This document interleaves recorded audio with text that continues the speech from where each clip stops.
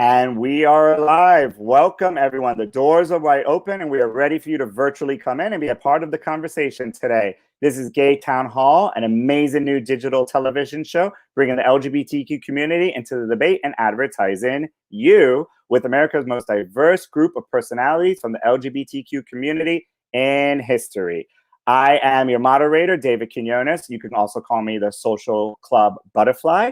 I serve as the executive director of my own personal nonprofit organization, GVSC Gay Vista Social Club, here building friendships across South Florida. And I am also the director of community and business outreach here at Happening Out Television Network. Because if it's happening in the LGBTQ world, it is happening out. We are here at Gay Town Hall. We would like to invite you to join the conversation live every Thursday night at 8 p.m. as we broadcast to you live on Facebook, YouTube, and coming soon to LinkedIn. Welcome, everybody, to Gay Town Hall.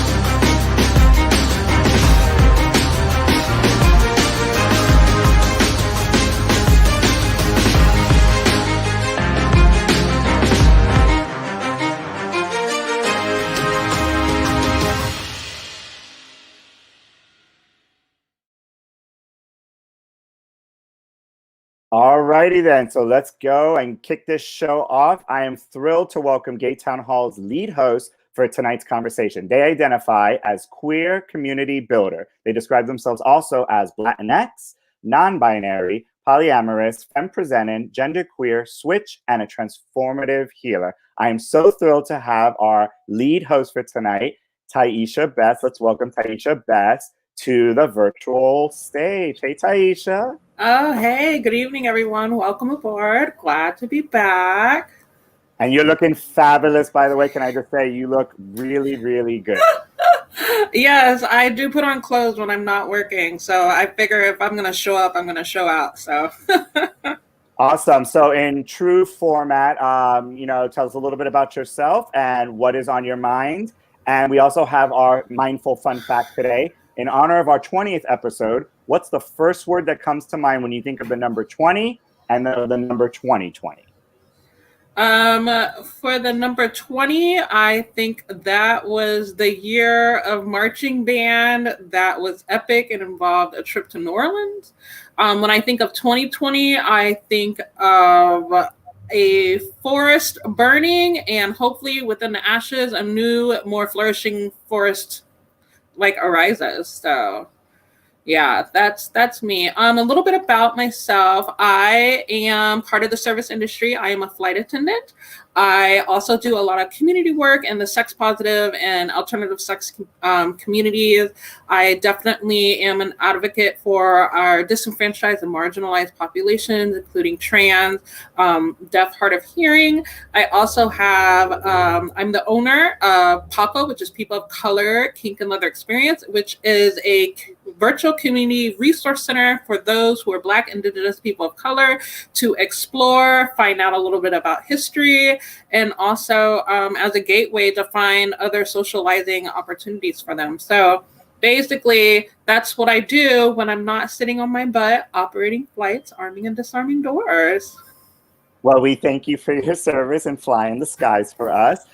So let's bring everybody else in. And of course, we're going to kick Gay Town Hall off with our first segment of the night, which we all know is called What's on Your Mind? And our first that we're going to ask to come into the room is the gay guru himself, Mr. Al Ferguson. So, Al, welcome to Gay Town Hall.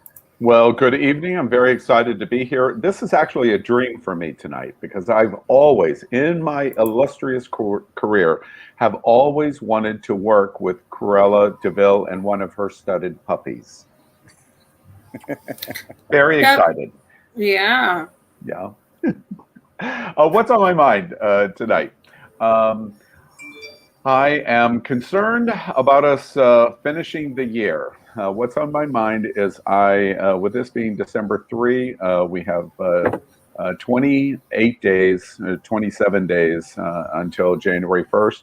It's a psychological barrier for 2020 to end. It's the worst year in arguably human history, at least of anyone that is alive that knows. And what's on my mind is I'm looking forward to it ending, and we end the 2 plagues of 2020. The first plague is Donald Trump, and the second plague is COVID-19. So I'm looking forward to 2020 accomplishing both of those things.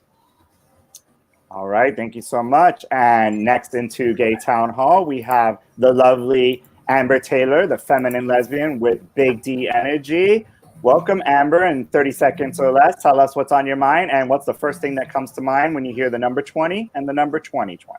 Hi, guys. Good night. Thank you so much for watching. I just want to remind everyone to please make comments. Your interaction with us keeps us going here on the show.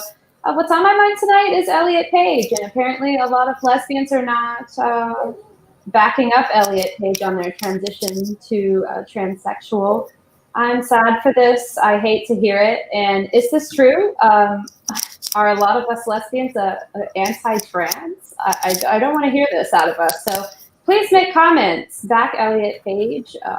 I support him. I hope that you do too. When I think of 20, I think of the longevity of this show, the longevity of the queer voices on this show, and how we're starting to come to the forefront. I'm proud of us.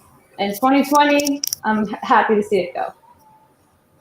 All right, thank you, Amber. Up next, he is a hedonist and a philanthropist. Let's please welcome the other David here with us tonight, David Hopkins, and welcome, David. Hey, everybody. God, what's on my mind? I am a philanthropist. I'm one of the officers for Lambda Men's Brotherhood, which is a charity organization that generally operates within leather and kink community.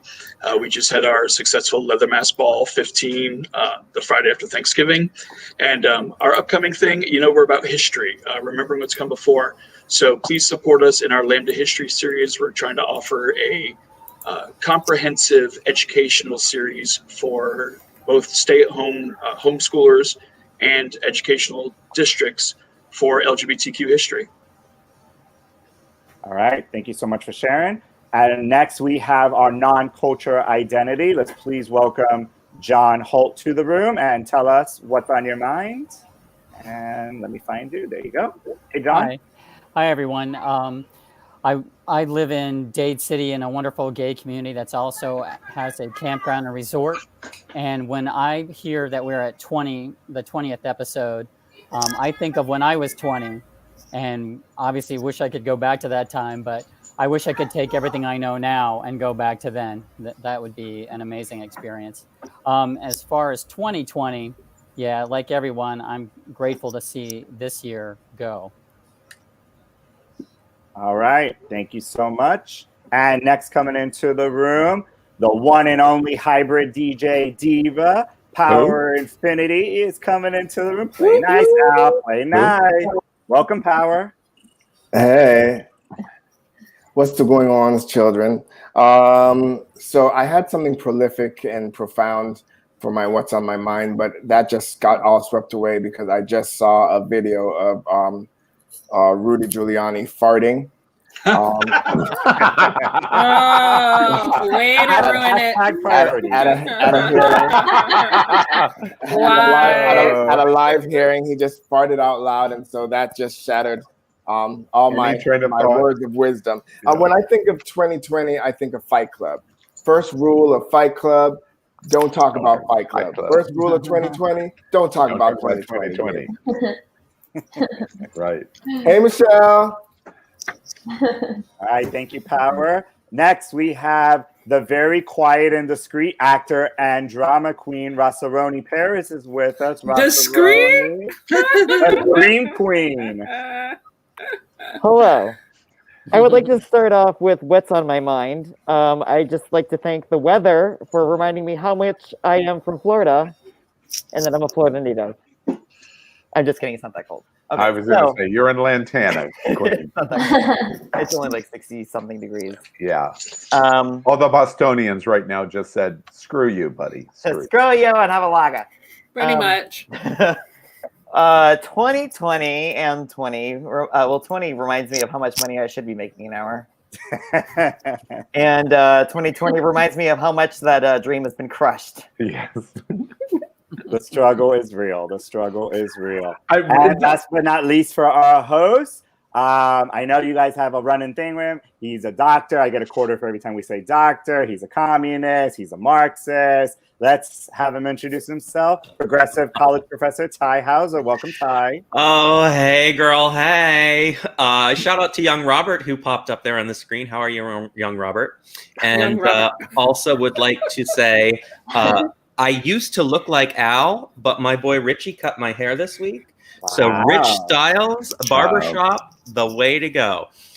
So when I think about 20, I think about my birthday that's coming up this year, where I'll finally leave my 20s behind.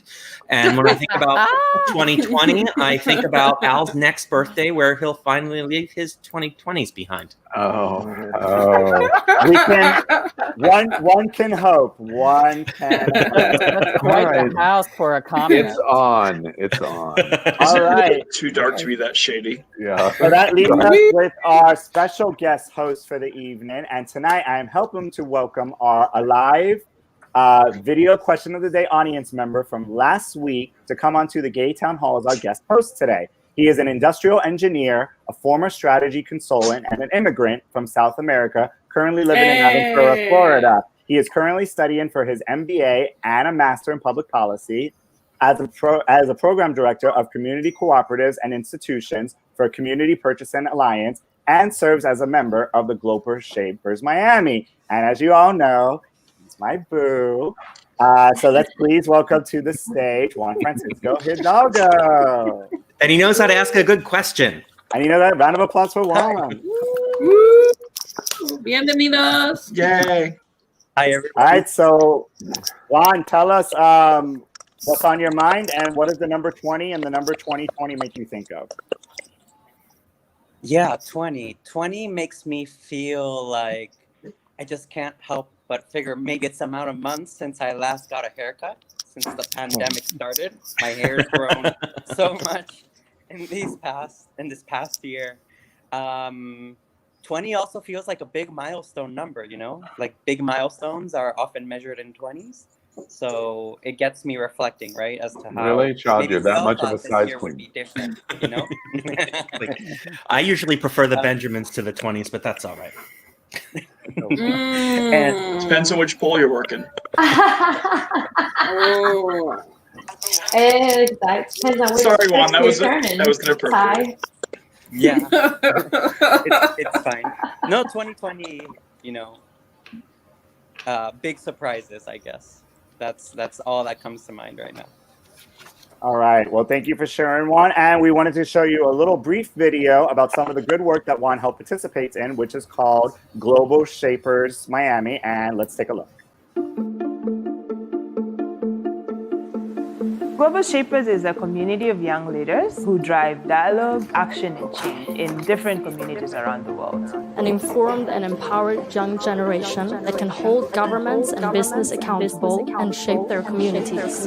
Meeting people that share the same vision for your community, the same vision for the world. The biggest tool we have to make change is dialogue. The Global Shapers, to me, is the platform for action for change for the millennial generation across the world. We're currently facing trends in global crises that need to be addressed in the most collaborative spirit.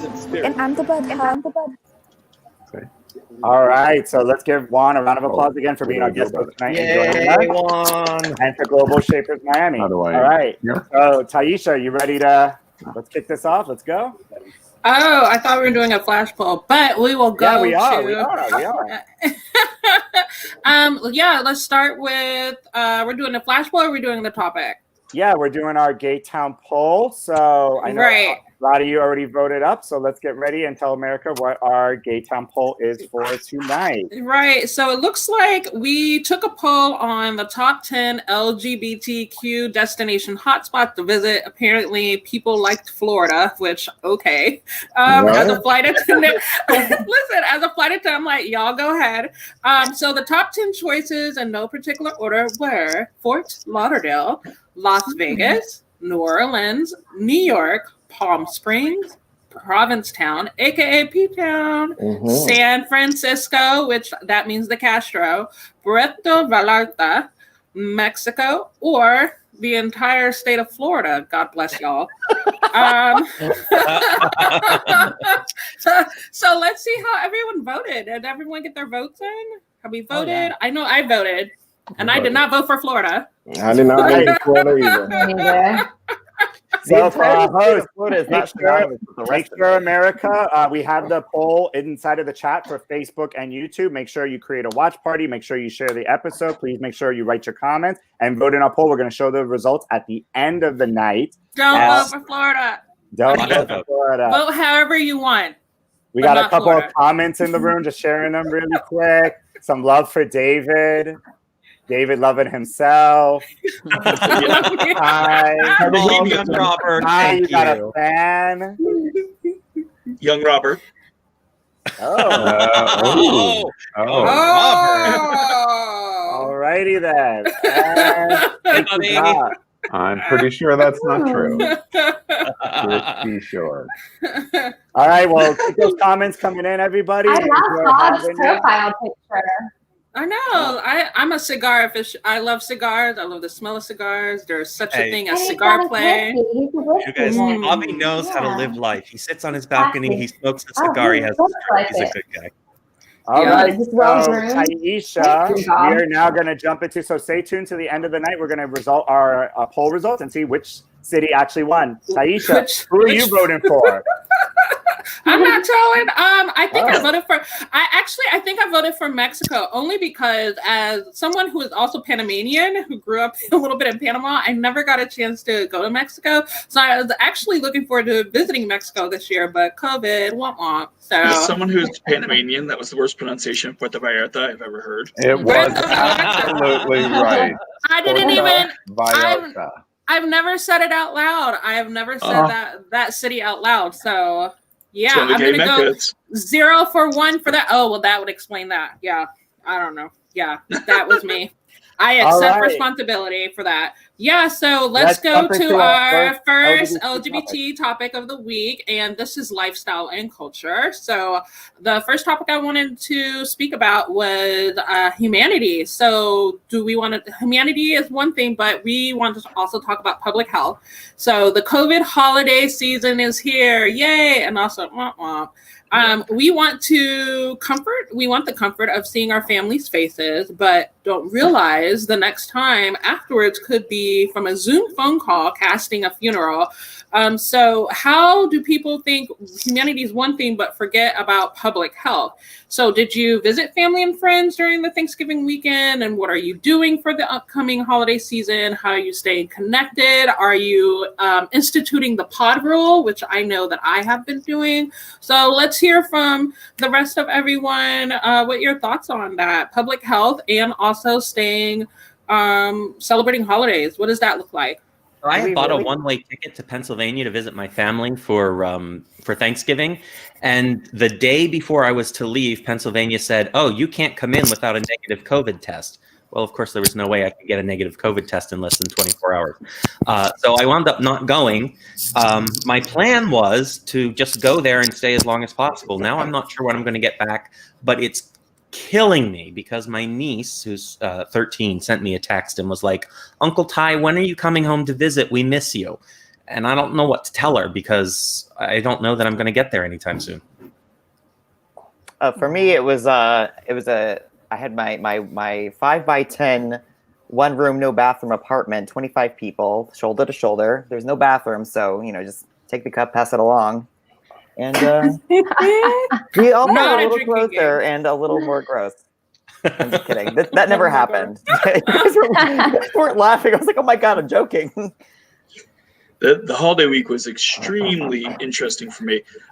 Just at the end of October, my former partner of 15 years passed away, which I found out was COVID related. And I had to run a charity event the Friday after Thanksgiving, 11 Mass Ball.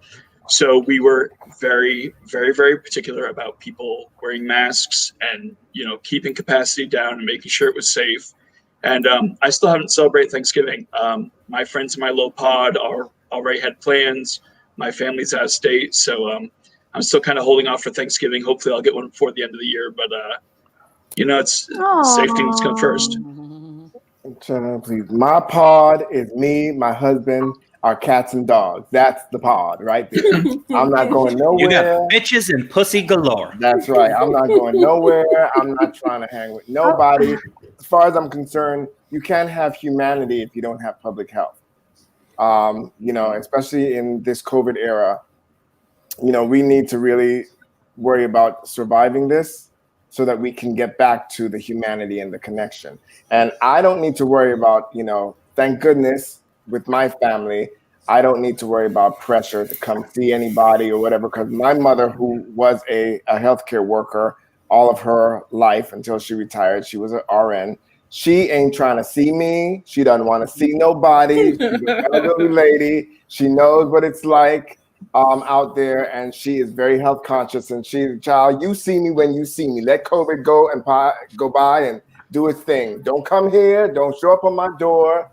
Stay your ass right where you are. Even if they bring Girl Scout cookies?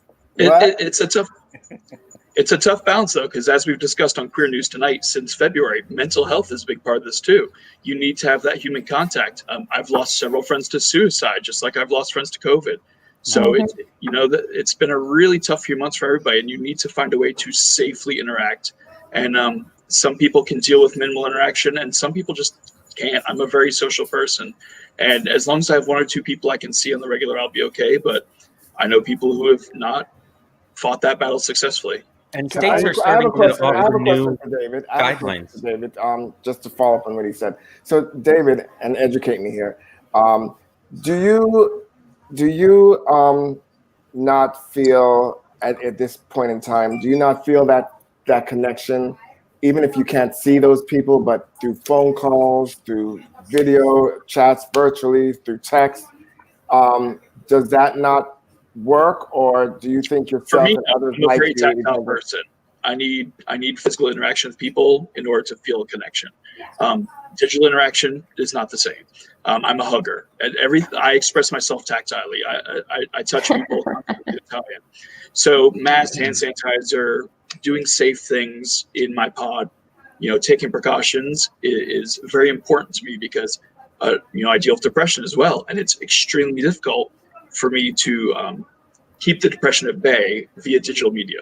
I've tried House Party and some of those apps, and it doesn't work successfully for me. It is very different doing like the social media apps versus being in person. I am also using the love language of touch. So for me, and also in relation to public health, when I am operating a flight, I know how I can see sometimes the desperation on family members' faces that it felt like this was like the last decision that they wanted to make, that they felt that they needed to make for their mental and emotional health.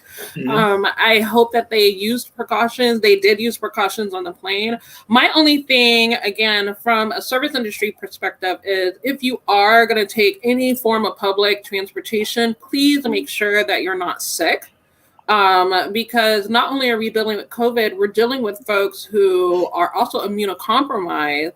And so if their immune systems are also, susceptible to things like COVID, you may be trying to get your own love language of touch successful, but you may be affecting, due to you having symptoms that are not visible, affecting someone else's ability to do the same. So it's a balance. Can I add a dose of realism to this conversation?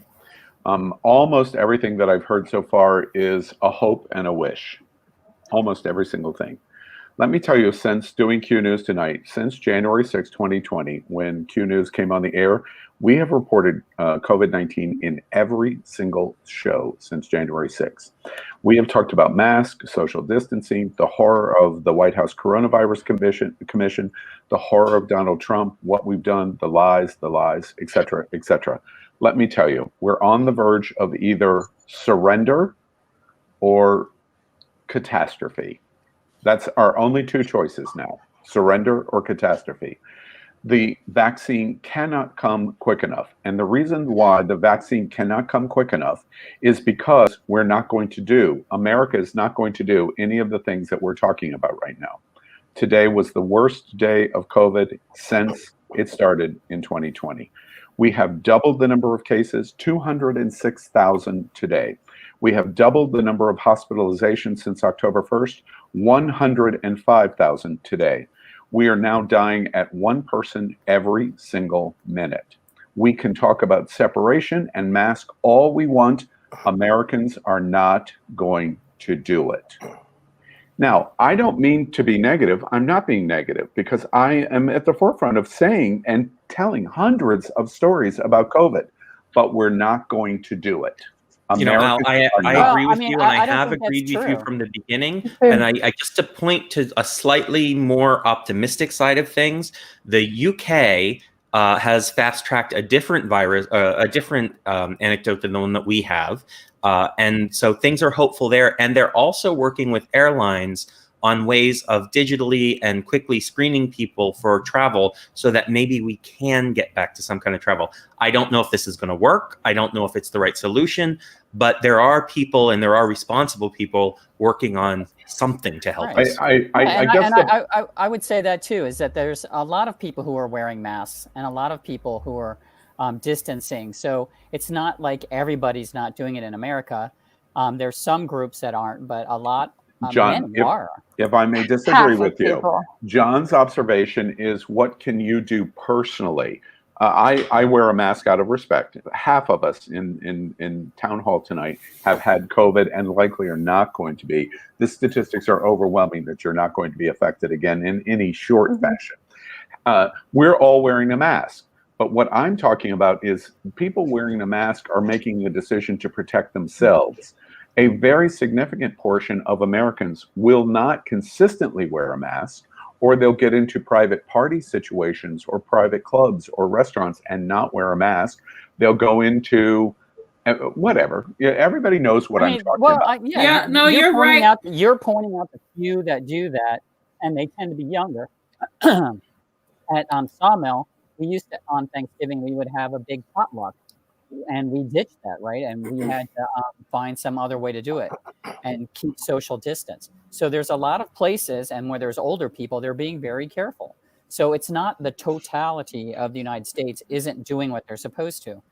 There may be 73 million. I disagree. Last quick comment from Amber and then our guest host, because we're almost at the time. So Amber, do you have any quick thoughts on this? I'm not social distancing, okay? I'm not. I see people and I have a new girlfriend and we have sex, all right? And I met her online. That's the truth, if you want to know. And I had a Friendsgiving. I'm close to about 30 people that are like my chosen family. They're not my family that lives in North Florida, which I haven't gone and seen for Thanksgiving. So how do you choose, you know? But some people are just going to sit alone in their house on Thanksgiving. I'm not going to let that happen. I'm going to make them something to eat. Totally so that was me. Totally heard. And Juan, to wrap up this, and Tyesha will follow up with her final thoughts. What are your thoughts on this? Juan froze. Yeah. Oh no. Oh no, Juan, come through. At least it's a good picture. Oh, there we go. Hey, all right, there you go. Can you hear me? Yes. Okay, sorry about that. No, I just thought about respectful the way people take risks, right? Generally, when a person takes risks, they do it when, you know, their perception of what's likely to happen and the consequences of it outweigh the chance of something bad happening and how much it'll hurt, right? And so most people, we're all really bad at estimating the chance of something bad happening and then the impact of that bad thing happening, especially because, you know, we can't really know for sure how hard COVID is going to hit us and how many people if we get it, we're going to keep giving it to, you know? And so because there's so much abstraction around the decision-making process of like, well, is it a risk? How much of a risk is it to do what I'm doing? Then I guess that also explains, you know, why it's so hard for us as a society to actually be compliant with these public health rules, you know? All right. And Tyesha, to wrap up on our topic number one, your final thoughts on this. Yeah, my final thoughts.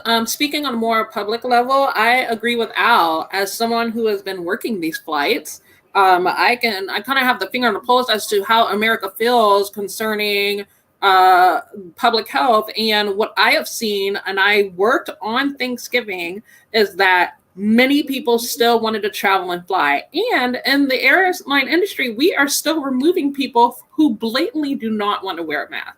Yeah. So there is always, and these are people who are grown adults. I will not cuss, but they are grown adults who just did not want to wear a mask. And we were like, thank you. You can try again on another airline, on another day, on another flight. So, you know, there are some entities like the airline industry who are doing their best to adhere to public health policy. And then there, as an individual, if you don't want it, that's great. I will still be adhering to public health as an employee in an airline industry and doing my best.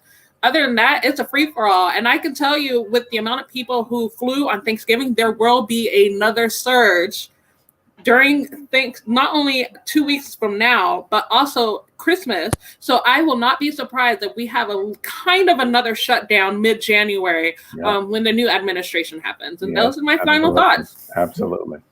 And David, please, if just 15 more seconds. Sure. It would be disingenuous if we did not at least say, because beyond wear a mask, please wear a mask for yourself. If for no other reason, wear a mask for yourself. Of course. But beyond that, our only solution now is the vaccine. Is a vaccine. It is our only solution. Straight up.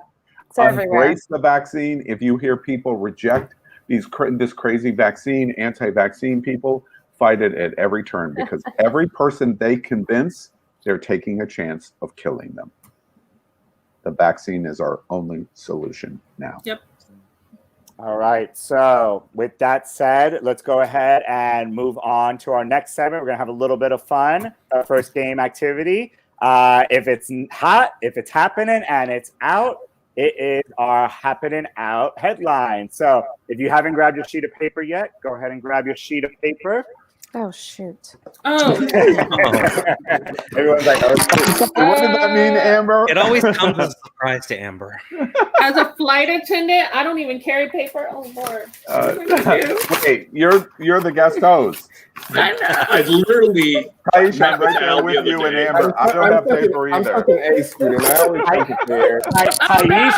Tyesha is immune. Nothing Tyesha does today is wrong. I am immune. Tyesha is the lead host.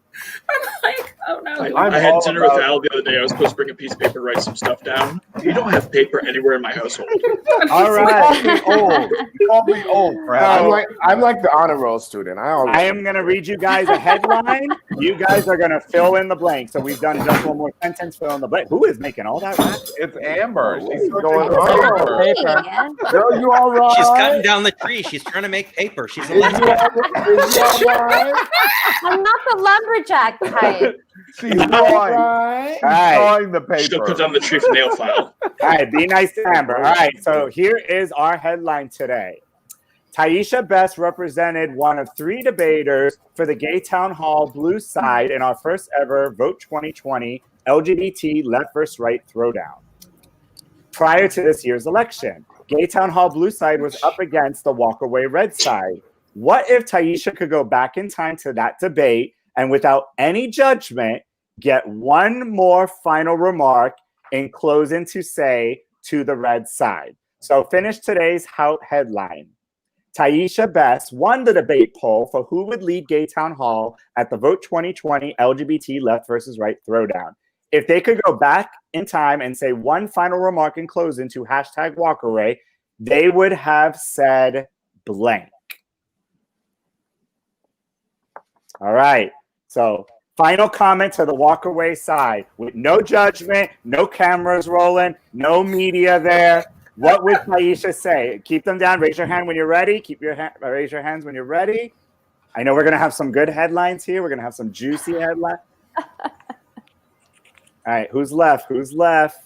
I raised my hand already. Well, Ty looks very excited to share his. Ty, why don't you go ahead and kick things off? I now pronounce you dipshits. You may now kiss the dipshit. Well said, Ty. Well said. Well said. All right, who wants to go next? All right, Rassaroni. Let's bring you up on the screen. So what would Tyesha say to the #Walkaway team? I put, in the event of me winning, an oxygen mask will drop from the ceiling. I would say something like that. Hey, don't say anything yet, Tyesha. You're the last one. You're the last one. All right, Gay Guru, you're up next. What would Tyesha say with no judgment to the walk away red team? I apologize. I'm going to say it because I don't have paper. What Tyesha, as the moderator of that debate, I knew this was in Tyesha's head. She would have said, "Brandon Strzok, you lying motherfucker, hold my hair." Now remember, we don't speak French here on Gay Town Hall. Right. We don't want to go to mother jail, YouTube jail. We get a fine every time. We'll never get monetized. And we will never get monetized. Oh, it's so good to be on this side of the camera and break the rules. Yeah. I don't make me send Power after you. All right, Power, why don't you let us know what would Tyesha be telling #walkaway at that debate? Well, Tyesha would say what you want, but while y'all busy walking away, I'll be heading to Joe Biden's inauguration. Snaps for the kids. Snaps for the kids. Yes, absolutely. All right, who's next? David. All right. So what does Tyesha say? As one of the other people who was there in person and saw how much of a train wreck it was, there probably would be some really nasty things to Blair White and some of the others. So I'm just going to think Tyesha's much nicer than me and say, bye, Felicia's. Bye. There were a lot of Felicias in that room. Felicia, Jesus, we barely know her. You know, we were in a church, so I could say, Jesus Christ saved me, because, oh, man.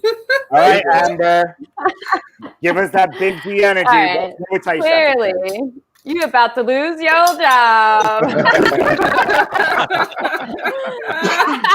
Obviously. Right. They don't even get a full memo. They get a Post-it note. Yeah, they get a Post-it. By the way. You know, by the way, Brandon Strzok was working for a job in the White House. That's why he's done so much of the walkaway.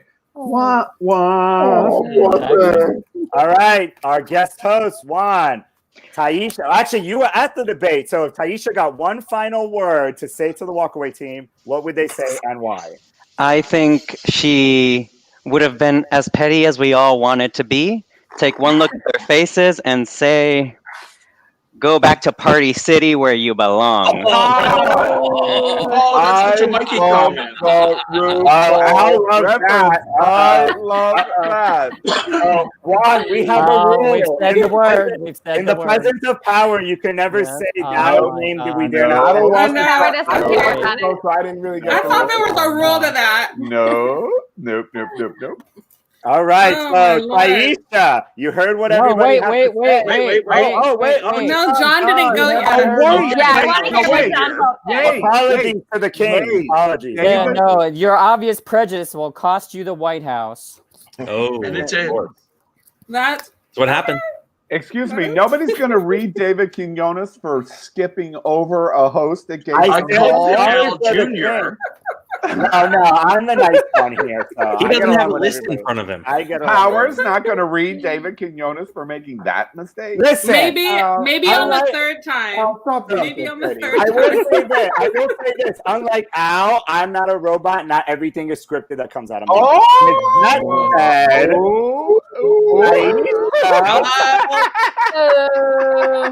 I love you, Al. It's always love. So, do we have a match? Is the question. So let's read it again. Tyesha won the debate poll for who would lead Gay Town Hall at the Vote 2020 LGBTQ Throwdown. If they could go back and say one final remark in closing, #walkaway, #Brandon Strzok, they would have said what? Someone was kind of close. They used airline references, which I also would have done. I put your exits are through these transphobic and racist doors to your left and right. And I would have pointed. I would have pointed their way out. That's good. Deliver the world's worst spirit. Yeah, Blair was all of our favorites. We love Blair. Yeah, she was really Barbara, Barbie. Boxer. I respect that Mikey was a total and complete troll because that was his character. The other two were just messes. Yeah. Yeah. Oh, we got Rob saying, I think she wishes she said, I'll bet any of y'all 500 Biden wins. Thank you, young Robert. She wouldn't have got the money. Oh, I love that you called him young Robert. She wouldn't have got the money. That's how I I know was it. going to say, they wouldn't have honored the bet. Robert, I'm gonna throw this out there because we're heading up into that segment. Our video question of the day. Send us a message inside of the chat, and we'll contact you. You can submit your video on here, and we'll bring you on the show. So thank you for coming up. Let's give a round of applause for everyone's happening out headlines. We had some good ones today, and we had a match. So. I really if you're like working the later tonight, young aftermath. Robert, myself, Ty, and Al, make a drink with you.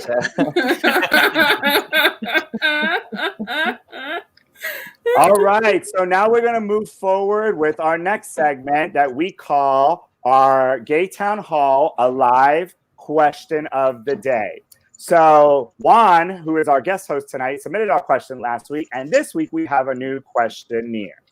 Our question comes from a surprise social media audience member and is directed directly to our lead host. Our live question of the day comes from Exaria James, a transgendered activist and professionalist here from South Beach. Let's hear Exaria's question for Tyesha. This audio is a little quiet in the first few seconds, but you guys will be able to hear it from here on that. Let's hear the question from Exaria. Hello, my name is Exaria James. I am a transgender activist, professionalist, and many other areas of which I spend my time. But I guess generally, I don't ask a lot of questions. I just prefer to do a lot of my own research and then kind of take the shots and be a little bit solution-based in my activism and things that I do. But I guess if I had to ask a question, it would kind of be with everything that's going on today, such as a global pandemic, a deficit that has, really placed us trillions of dollars behind in debt, a failed educational system when it comes down to being remote and going onto a remote platform. How does lawmakers and legislation consistently find time to provide laws or establish laws or create new laws that further suppress the LGBTQ plus community when it comes down to rights and freedom of speech and just things that we can do and have control over our own bodies? I guess it's just really, for me, daunting that, there's so many other things that we could really be focusing our attention and avenue on, yet we consistently arrive at the corners of suppression when it comes down to the LGBTQ plus community. So in your own experience, and this question is geared to my sister Tyesha, in your own experience, why do you think that is? I'm definitely excited to watch. Let me hear. I'm ready to... Let me know. I mean, it could just be me, but let me know. All right. Amazing question, Tyesha. Definitely loving the hair, first off. Right? From one hair queen to another. I was like, okay, ask that question looking fly. That's how. Okay, thank you. So your question is, how can bigots still be bigots despite there being a deficit? Wow. And we're off. Boil it down. Break it down for us. Break it down. Despite there being a pandemic and a deficit, how can bigots still be bigots? Well, once a bigot, always a bigot, if that's what you're wanting to be when you grow up. And, when people, and this is even, I've seen this in individual cases, when people lose their jobs especially, you notice they try to control everything else in their life. And push out that pain of loss or grief onto others. And so you also see that in law. You see people who, like, everything else is going bad. It's not going too bad for them to where they want to fix it for themselves because there's nothing to fix for themselves. They're still okay. But they are still wanting to push off that pain that they can't control, right? We can't control the pandemic. We have tried to control the pandemic. Trump has tried not to control the pandemic. So, they have that time to go down the list and be like, yeah, we still going to do this agenda. We ain't got nothing else better to do. We're not going to tell people to wear the mask and, anything else. What we're going to do is keep pressing forward and oppressing those who are already oppressed, because why would they choose to oppress themselves, right? And there's nothing saying that there's any laws that can pass to provide for them more privilege, because that's already being done at the executive level with Donald Trump. So, you know, to answer that question, why would bigots still be bigots, it pretty much answers itself. Bigots will be bigots. Even if you are nice to them, which is something that I teach in terms of advocacy, you can still be a nice bigot. You can be a mean bigot, you can be a nice bigot, but in the end, even if you who are from the oppressed populace is nice to a bigot, the bigot is still going to be a bigot to you. There's nothing that's going to change them unless they want to change themselves. Ask Ladybug Graham. Sorry. Yeah, and to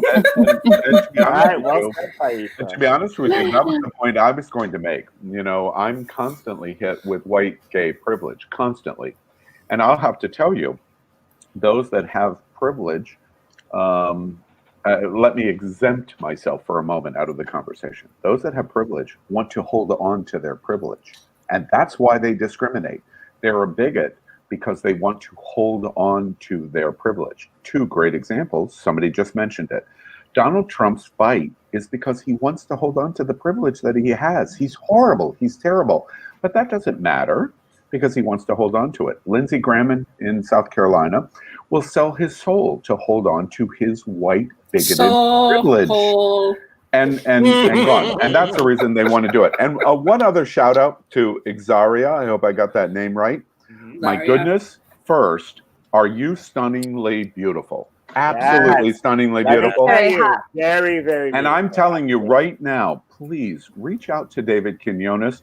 We would love for you to be a guest anchor on Q News tonight, representing the community. I already got you, Al. Oh my goodness! She seems very well. Woo. Yeah, she's got it together. Please, let's give a round of applause for Exaria. Exaria will be joining us next week as our special guest for the question. And yes, I would love Exaria to be on Q News tonight. You represent your community magnificently. Yes. And feel free to reach out to me, and I would definitely love to exchange notes on advocacy. I think it's very important that we keep presenting a unified front from the LGBTQ community, especially those who are BIPOC related, because especially in 2020, Black exhaustion is real. And if we are still dealing with bigots while doing our own advocacy, it's very, very likely burnout happened. And I would love to give you some inspiration to keep going. So hit me up.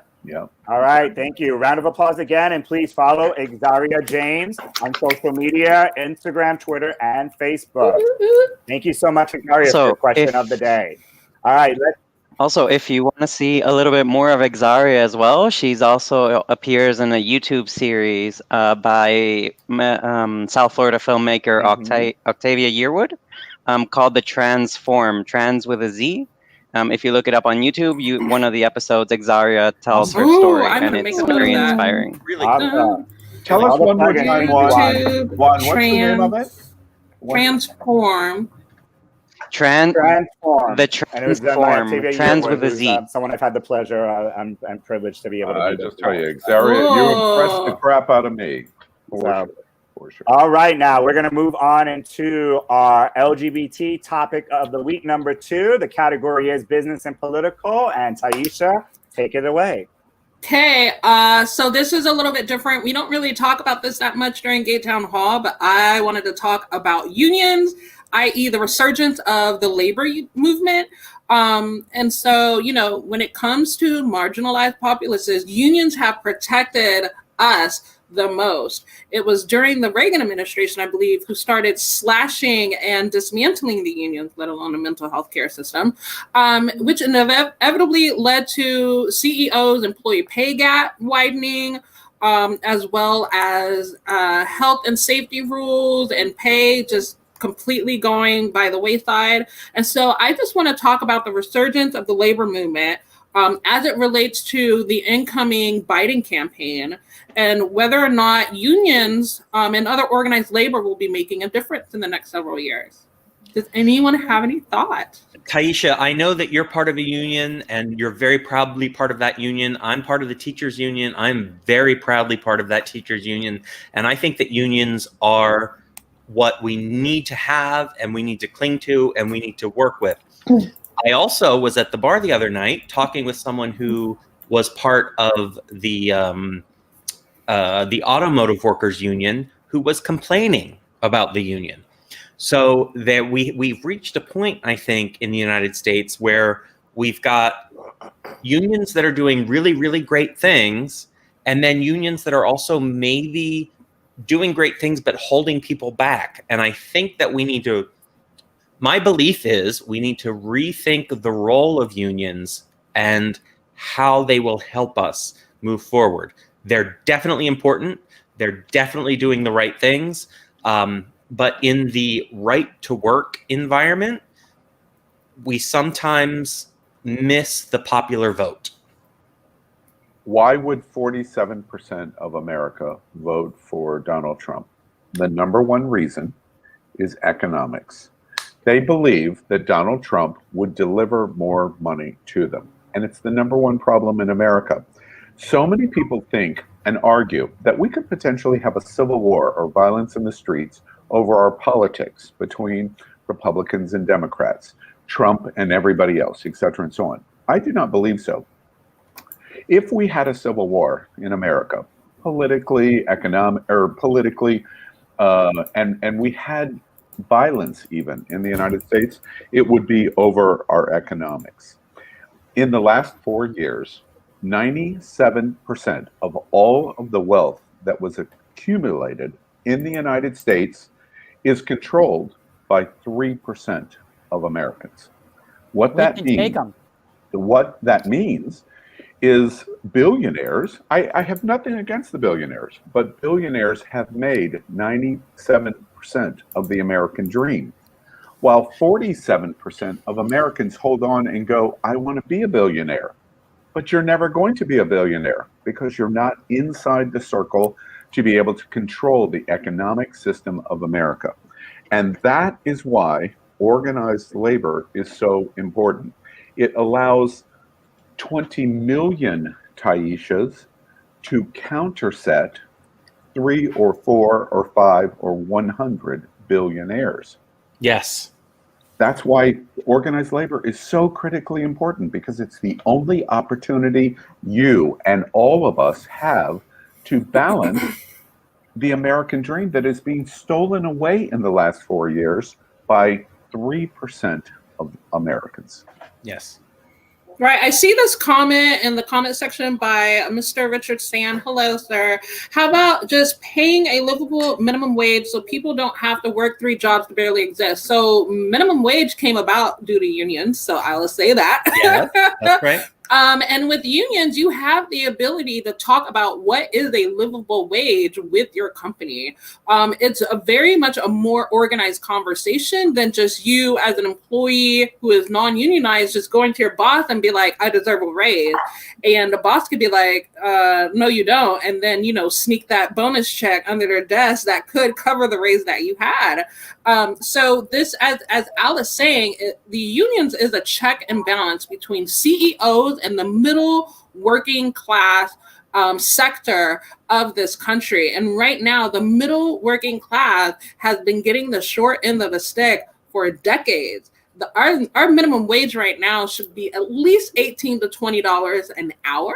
But that doesn't happen because the pay gap between workers and the CEO, I believe, is like 225% more, or some astronomical percentage that CEOs have it. So, and also I recently saw there was a warehouse, Amazon employees somehow were able to get cards signed to force a vote to unionize. And for that to happen from Amazon, of all companies, is quite astounding. Also, just one thing before I let other people talk, if you go to the Joe Biden website /empower working, empower workers. It's titled The Biden Plan for Strengthening Worker Organizing, Collective Bargaining, and Unions. So this is the first time in a while that I've seen a president incoming who actually is very staunchly for organized labor, aka the middle class. So I'm very interested to see how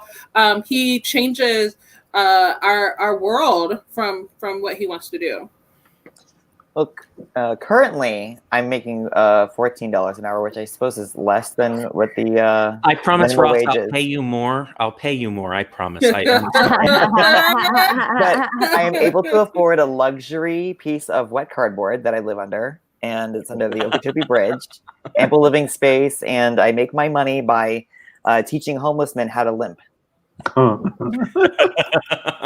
Did I tip you today at that light at Commercial Boulevard? I think I tipped you today. That was me. So I think a very important point that we always forget, or that we don't remember, or maybe we're not aware of, is that back when the tax rate for rich people was 75%, they were still rich. Super rich. Super rich. That's right. You can only And they were get to paying so 75% much tax. money before you. Yeah. See, the American dream, however, the problem in our observations, because I'm a pro-labor organizer, and I've been in an economic bracket at times in my life that is above average. Let me say that. But the problem is, Then why do you never pay for dinner? 47% of Americans vote for Donald Trump. And in central Ohio and central Pennsylvania, people that shouldn't naturally, and in the 70s and 80s would not naturally vote for a Donald Trump, do today, because they think they will be rich by following the Donald Trump model. And as a result, they vote against their own interests. All the time. All the time, and think that that is the successful path. That means, just like LGBT voting going to Donald Trump, we've got to do a better job to educate why you are harmed by doing that. And so They the have argument, no blue collar appeal, the Democrats. They have no blue collar appeal whatsoever. that's the bullseye. And the bullseye of Amber's observation is we must do a better job making labor unions not a dirty word, not making socialism a dirty word, not making fairness a dirty word, not wanting to be a billionaire but want to do better a positive word. We've done so poorly in the last 2 decades, especially since George Bush came to power in 2000.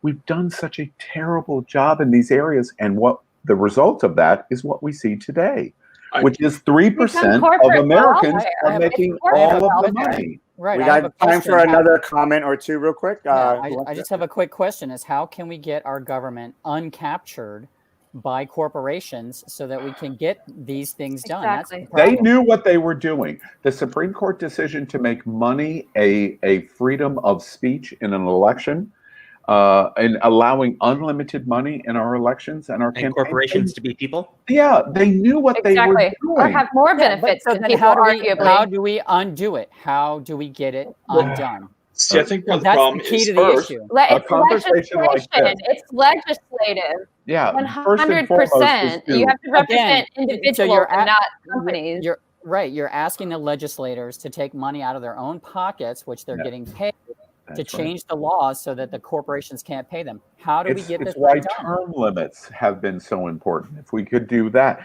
But the number one thing, to John's question, in my opinion, is exactly what's happening right now on a grassroots level. Us talk about what the problem is and why it's happening. If we could all go, oh yeah, that makes sense. That's why I'm only making $12 an hour. Then we begin to talk about how we change it. Not the pie in the sky of I want to be a millionaire. I do want to point out This is how Rob's Trump got into comment, the White House, by the on way. screen. The people who voted for him wanted to tear the system down because they don't believe they have any voice in the system. And we could talk about it all we want. Until we get a voice in the system, we're not going to fix these issues. For sure. Rob Shea says 47% of people voting for Donald Trump is proof of the amount of misinformation online. Yeah. They just don't have the time to do the research since they're working 3 jobs to make ends meet. I'm going to say yes, and they also weren't given the education. America keeps trying to be prideful about how great their American education system is. And the fact of the matter is most U.S. citizens don't understand civics and government. They weren't taught that in school. And so they're relying on mostly word of mouth, as Rob is pointing out, of others. And I also want to point out, for example, when we talk about billionaires making so much money, Jeff Bezos makes an estimated $2,489 a second. I probably make 0.000001 penny a second. So when we talk about the pay gap and how unions can be part of the solution, we also have to talk about local governments, right? So this means, again, voting for school boards that are pro education. This means voting for state senators and state legislators that will vote for a higher minimum wage. This means voting for people like AOC and the Squad, who are new blood in Congress, who are more, I'm not going to use the word progressive, they just want change. Labeling it progressive is just like a fear-mongering tactic, but in essence they are the anti-establishment. They are the anti-status quo, and those are the people that we need in all of these seats. There's also a very Hold on, I haven't said anything. I would like a final thought from Power. Okay, let me just get a quick final thought, and it's only because Rob Shea made that comment. I'm not going to give that 47% a pass because y'all know me. I don't play. Oh God! I'm not going to give that 47% a pass. They don't have the time to do the research since they're working 3 jobs. They're working 3 jobs, but yet they found the time to listen to bullshit. So if they can listen to misinformation, they can listen to the right information. The fact of the matter is those 47% of people are idiots. Plain and simple. Let's move on. And I think Juan's in agreement with you. Juan, a quick final thought before we move on. I mean, in many ways, the whole topic of organized labor is such a rich topic, especially in the United States. We have the whole reason why we have Saturdays off, for instance, is because of labor unions. The 8-hour workday is also something that was created by them. But I think when we think about, labor unions moving forward, we also have to recognize that just like other political institutions, what happens when the leaders are more interested in perpetuating their power than pushing for the best possible outcomes for their constituents, right? And so probably a more modern take of unions will probably involve, removing this sort of adversarial relationship we often see between unions and corporate administration, right? And so I think a new trend that we're going to be seeing is also worker ownership, right? Where it's not just this mythological CEO and board and shareholders who own the companies, but it's actually the very same workers that own them, and therefore will be able to make decisions that impact on the equitable lifestyles that they're able to achieve, right? Even in Florida, we see an example. Publix, is what's called has an employee stock ownership program, and so that's a way of creating ownership of, the means of production that we have in this country for wealth in the hands of the people who are actually in charge of making them a reality. I have a reading list for you that involves a lot of continental philosophers, and we will read those and talk about them together soon. And I know that I know a brick wall and Juan closed it out. Hold on one second. Yeah. I know a brick wall is going to fall on me. Where's Al's bell? But in terms of support of unions and wage equity, etc., where are the Gen Zers and the millennials? Because they're the ones that are going to lead us into the next generation to change this. And unless they get involved in our political system and vote, we can't change it. All right, wise words from the gay guru. Wise words. So Ty and Juan, you guys got to have a lunch date. Tyesha and Exaria, you got to have. Are you okay, David? Date. If we have a lunch date? Who's taking me to lunch? I mean, I'm pretty thirsty, so. Amber, I'll take you to lunch. Hey, I was gonna make an out joke.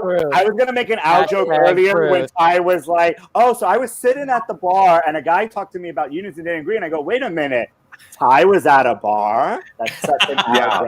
Ha ha ha. Yeah. Never. Drinking gin at a bar. How And Power, as a heads up, your questionnaire, Dylan is actually flying into town because they had so much fun. All of their friends are like, why don't we actually fly down to South Florida and appear more on the show? So they said, maybe give Power a heads up. Dylan going to be in town, and then you guys could go do Oh, one. wait. Let me watch closely. We're connected people. We're connected people. Don't we have another topic? A virtual lunch. Thank you, Amber. Yeah.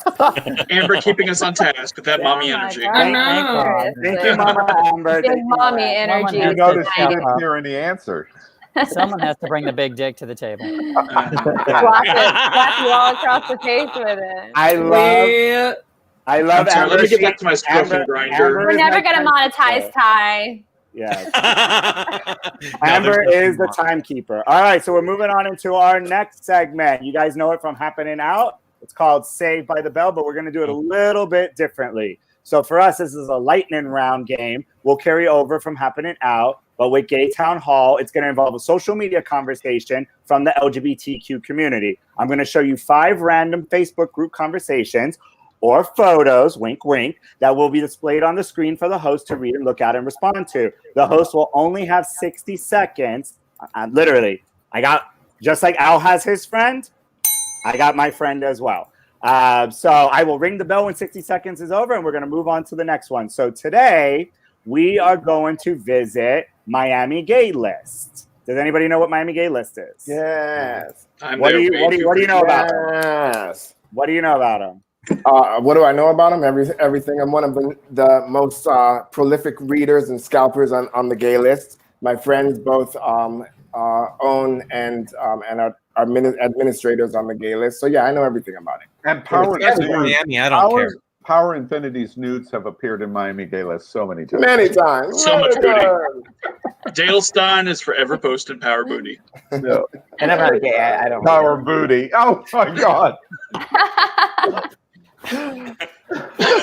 I think Al's choking. I know. Power Booty. Don't choke. Lord. Don't choke out. All right, here we go. We're going to play Saved by the Bell. So our first post of conversation on Facebook is from Arjan Reddy, the creator. And this is what he had to say about Pelosi. What are your guys' thoughts? If I need to read it, I'll read it. For making You need to read it. I can't see it. Since I was involved in this thread, he's discussing the fact that the bipartisan bill that just passed the House did not include another stimulus check. It's a lot of business bailouts and stuff. So a lot of people are very angry, thinking the money's going to go to big businesses like the past bailout instead of the people who actually need the money. It's very fuzzy. I can't read it, but it's very fuzzy, just like her. Like everything that comes out of the house. Yeah, exactly. So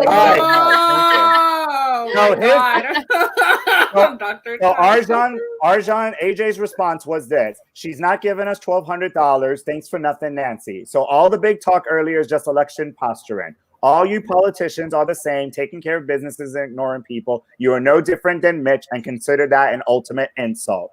He has 91 comments in a matter of 1 hour. He's and not I don't wrong. disagree with him. You know, my point exactly. The government is corrupted by corporations, and you gotta fix it. Breaking news: as of late this afternoon, the $500 or $500 billion that McConnell was saying steadfast, he has said that he is going to come to $980 billion. And has said he's going to do that. Good job, David. I know. I'm trying. I don't have enough hands for that. And All right. You got the okay from Amber. It's all right. I need Amber to reach to it. David, you have enough hands for other things. Okay, wait. This is better. This is better than Nancy Pelosi. Oh, Lonnie. I love All right. So the comment is heart eye emojis and hot. Is that Nancy Pelosi still? No, it's Mitch McConnell. I had lovely chicken gyro at Grady's Alibi for dinner, and I think I see some cakes I want for dessert. This is another main follower, Lonnie. What are your thoughts on this post? This is what America. He looks like someone who would never call me. This guy has a tan line. What the hell is going on here? You know, I have to say, Miami Gay List is so good at this. The hotties of the day. I am almost embarrassed to say I love it.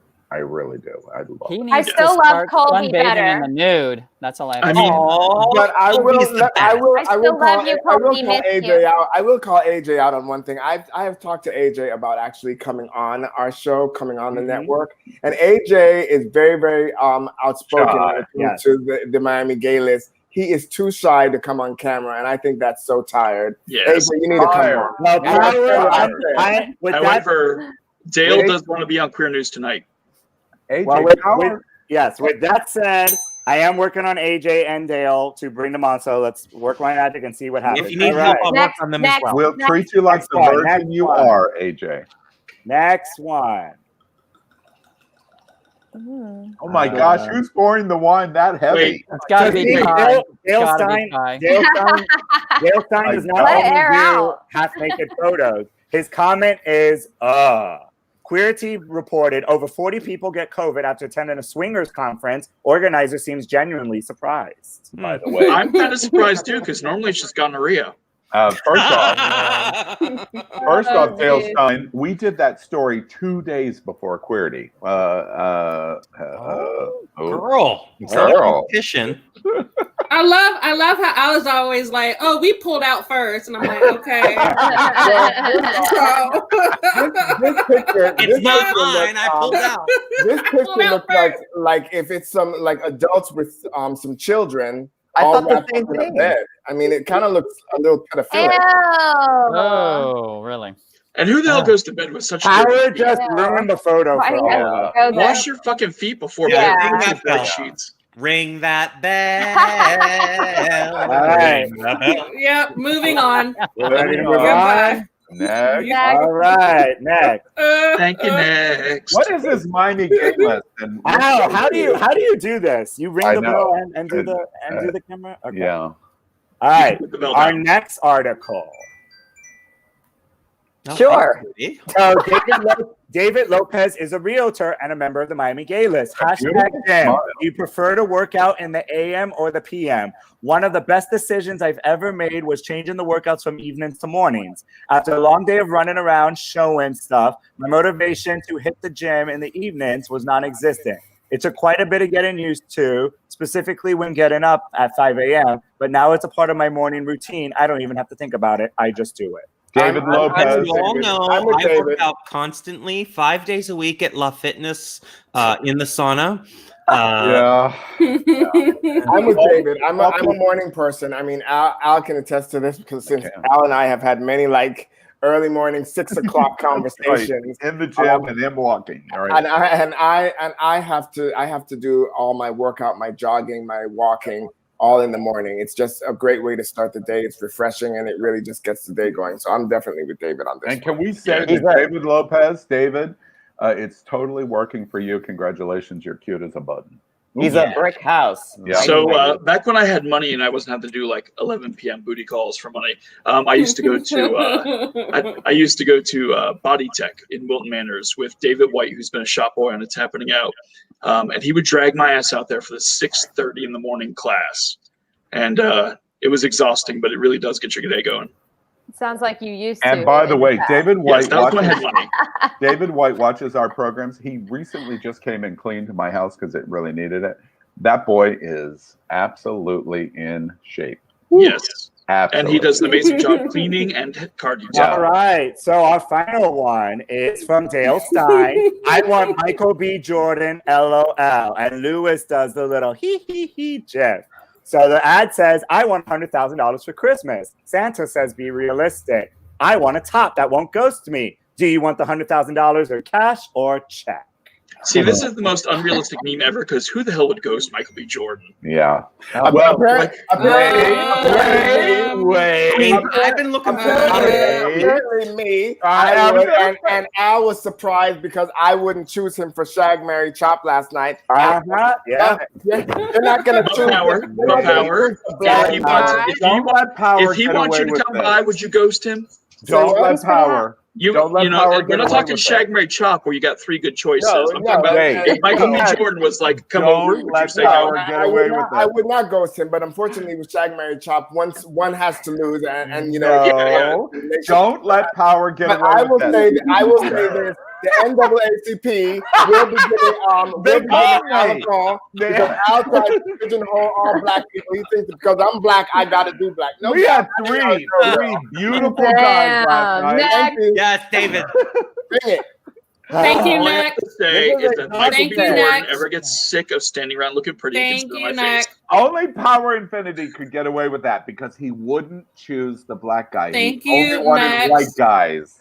Thank you, next. And Thank you, next. all right. So that was our first. That's hard. I gotta hold the button, click the button. Do the button. I need David Hopkins to hold the button. I need I said what I said. Power is so happy he just kicked the shit out of me. God damn it. God. Good job, Power. 2 points for Power. We're never All going right. to monetize Al. So with that said, final comments from Tyesha. So that was Miami. Thank you, Miami Gay List, for being in our Facebook group for Saved by the Bell today. What do you think about Miami Gay List? What's the conversation like for you, Tyesha, in a few words? So don't do the gym. So I really have no comment there. Not a fan of Michael B. Jordan. I just he's not attracted to me, and it has nothing to do. It's just I don't find him attractive. The other topic, I will say Nancy Pelosi, again, part of the establishment, part of the status quo. When lawmakers make sausages behind the scenes, this is what you end up with when you have the same people driving the same BMW from 40 years ago. Like, what the F ever? Like, it is what it is. All right. The conversations in Miami look good. All right.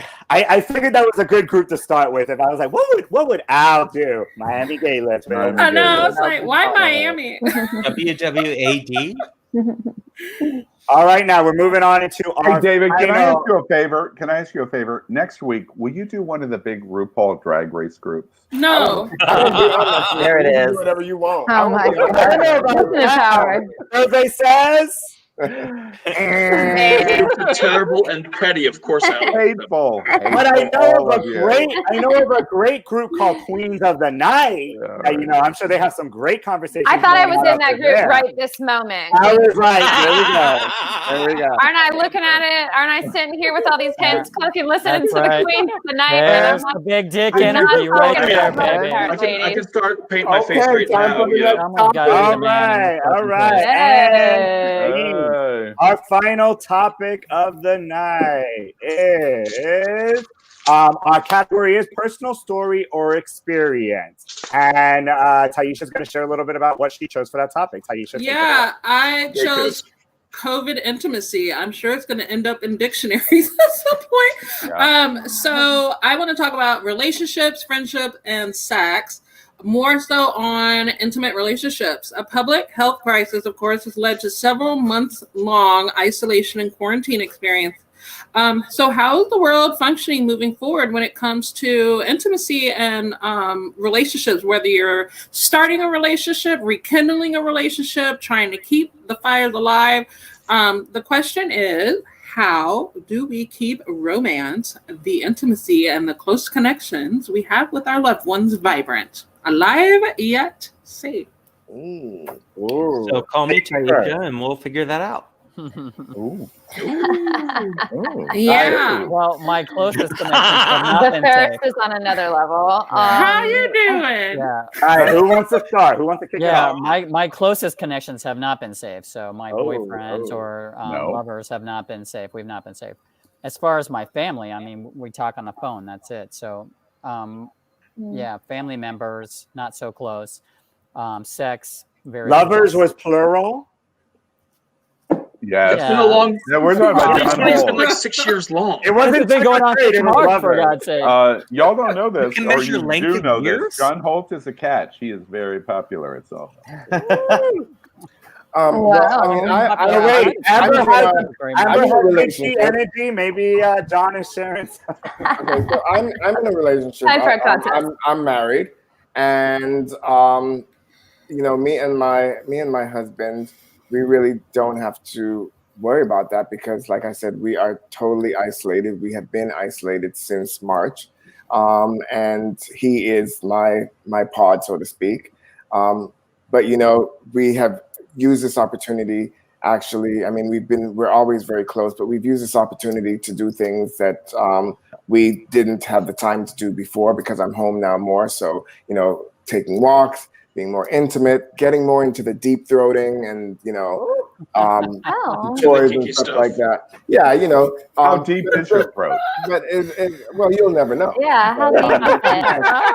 Let us know. But I will say this. For me, the reason that I do not step outside to really socialize, the reason I social distance is because my husband is older. And I think our special guest was saying that, people have to weigh the risk versus the reward. Well, the risk to me is too great because if I catch it and I'm all right, that's one thing. But I cannot risk my husband getting it. He might be fine. But if there is even a 1% chance that my husband might catch it and he might not be all right, and he, God forbid, ends up dying or something, he ends up being permanently sick because of this, that's a risk I can't take, even if it's a 1% chance. So for me, the risk is not worth any reward or any chance that might be taken. So we're staying together. We're staying very, very close, and because of that, we know that we can do whatever we want in the world and not have to worry about it. Yeah, you were That's right. Very powerful power. That's very powerful. Yes, it is. Absolutely. And can I give you some realism? Here's the statistics. The University of Michigan has done the biggest study on sex in it's the gay Michigan. community. And the University of Michigan, thousands and thousands and thousands of people in the study that they recruited in different ways. 67% of men in the LGBT community are very actively hooking up in COVID-19. 67%. And that means anonymous hookups also.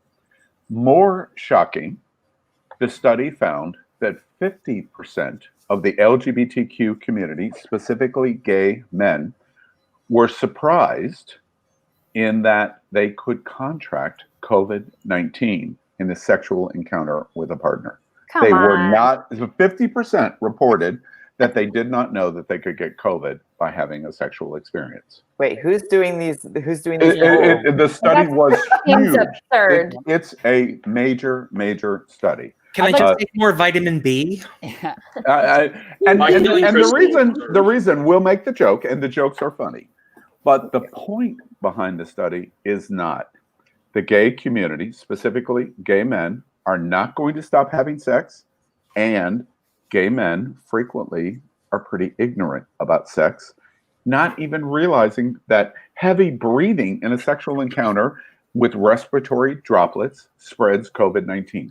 50% of gay men said they did not know that. Now, that's not new information, though. We've known that for a long time. I know. I'm just telling you, the most recent big study. I'd like to ask the reverse question. Do you think that COVID has had the impact of wanting gay men to find a partner instead of play around? Has COVID made them think twice about having a partner through life where they My gut says no. Somebody? I don't know what y'all think, but actually, the situation I'm in, though. There's a joke going around right now saying, "Well, child, if I hit you up this year, don't hold it against me. I thought we was gonna die." So I saw that. I actually think that yes, people are more inclined now to take relationships seriously because we're all in a foxhole. Now that doesn't mean that once we get out of this, those relationships are going to be long lasting. But people have gotten a lot more thirsty, have lowered their standards a little bit, and have gotten a lot more uninhibited when it comes to wanting to have some type of relationship because everybody's lonely. Everybody kind of wants that connection. And now, because you're in a foxhole, now everybody looks good. Right. Well, yeah, see, and like, I think that's a theme of 2020, by the way, is that we're learning a lot of things. We're learning that having a partner is beneficial during tough times. We're also learning that the president has a lot more powers than we thought he had. Yeah. We're learning a lot out of 2020, and I hope we take these lessons seriously and forward into the new years.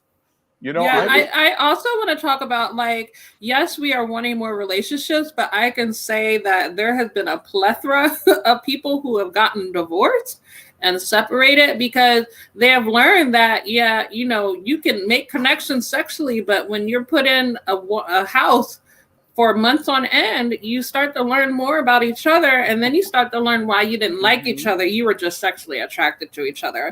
So when we talk about intimacy, we also have to talk about non-sexual intimacy. A lot of people are sexually intimate, but they're not, like, emotionally and psychologically intimate. So, you know, y'all can F all you want, but if y'all can't sit down and settle your bills because one of y'all lost a job, then we in trouble, Mary. Can we talk about the rent?